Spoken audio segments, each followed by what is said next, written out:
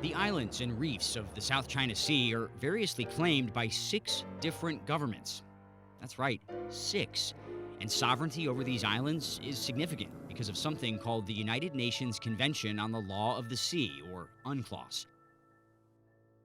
UNCLOS states that every coastal nation has the rights within a 200 nautical mile exclusive economic zone off its coastal waters.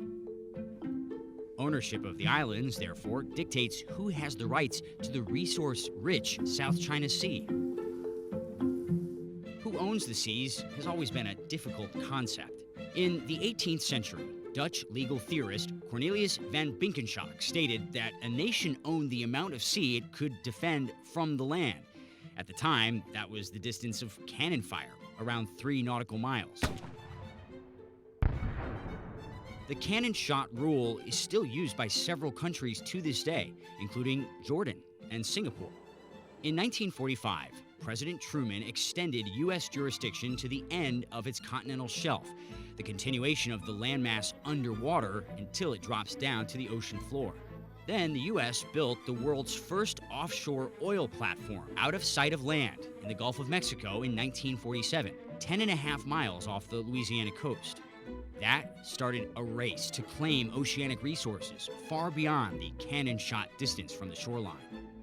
This led to a lot of countries clashing over their perceived rights. For example, the UK and Iceland had no less than 3 disputes, known as Cod Wars, over the fish in what are now Icelandic waters. We will feel ourselves obliged to sever diplomatic relations. To mediate these disputes, UNCLOS was drawn up and came into force in 1994. It carved up maritime territory into 4 main sections, typically measured from the low water line on a nation's shores. Within the territorial waters, a state can regulate use and has ownership over any resources found within. Foreign states can sail through, but they have to abide by the nation's laws. Within the contiguous zone, a state can continue to enforce laws in 4 specific areas: customs, taxation, immigration, and pollution. Within the EEZ, the state has the sole rights over natural resources, but foreign states may sail through, lay underwater cables, and even pass through for military reasons. And on the continental shelf, a state has the rights to resources in the subsoil of the continental shelf, but not the water column above if it is beyond the EEZ.